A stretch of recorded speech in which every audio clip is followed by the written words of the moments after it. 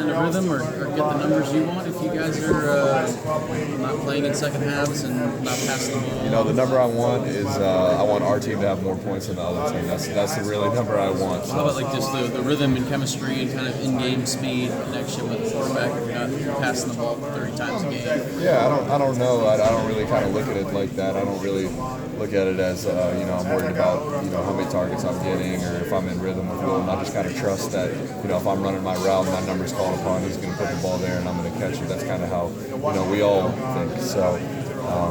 I think the hardest thing, early on as we faced some rain, some different weather conditions that was some adjusting, which we hadn't seen yet all year. So I think that was good for us that we could kind of be exposed to that element or that part of the game, and still be able to walk away with a win. I guess I should assume that you saw the same progression in Jake. Did Jake Rudock last year, was there a big jump after the bye week or midway through that you saw kind of things improving? I mean, when I look back at Jake, from the outside looking in, people might look at some of the numbers, some of the interceptions that were there, some incompletions, and they might say, they're going to put all the blame on the quarterback, but that was not the case. Some of his early interceptions were on us as a receiving group and tight ends. Some of the incompletions were on us too. It's not all Jake, and it's never a one-man job. So, that being said, everyone's goal is to improve throughout the season steadily. So I think Jake did that. I think Wilton did that. I think a lot of guys have been doing that this year so far.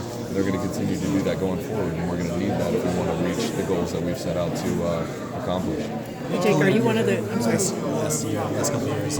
What have you? Did you ever see kind of this out of him? He had this potential to be like a fullback and be as successful as he has in that role. Yeah, Khalid. He could have played fullback. He could have played tight end. He did play a little bit of both.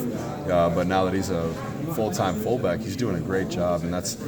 Thankfully, he got exposed to a little bit of fullback, but that's still a big adjustment, switching positions, learning the new technique, learning the new assignment. So for Khalid to step in and have the season that he's doing, that's I just want to give props to him because a fullback, that's a position it's not really glorified too often. You're kind of just bloodying your nose a little bit, trying to create seams for the running backs, and then. When he's got his opportunities, he's made the absolute most of them. So that's awesome to see. It's awesome for him, and it's awesome for the team.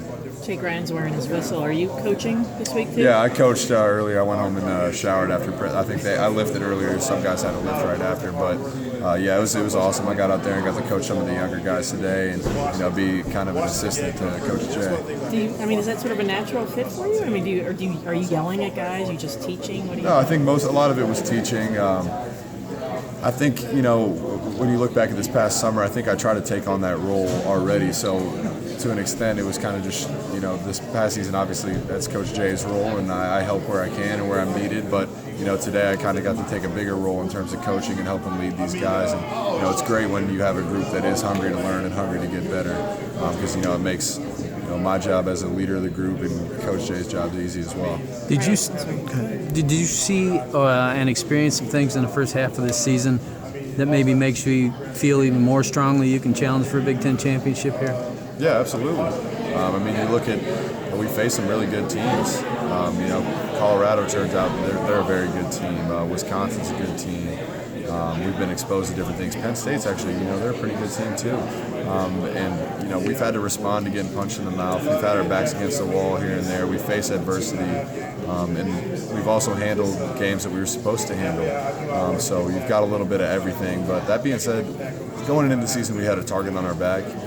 With each win and each week, that target's just grown, and we understand that. And since I've got here as a freshman, everybody's played up and played their best game against us, and that's just going to continue to be the case going forward, where everyone's going to want to knock us off and ruin our season. And we understand that. Better? Having the target on your back better than maybe you did last season. You always have them. Yeah, I think we are. Our record speaks for that right now, as we're undefeated.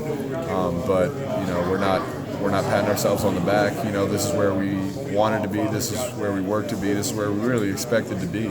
So, we're just hungry for more at this point. What's better than 6-0 is being 7-0, and then 8-0 and 9-0. So we're going to continue to work towards those goals going forward. Not having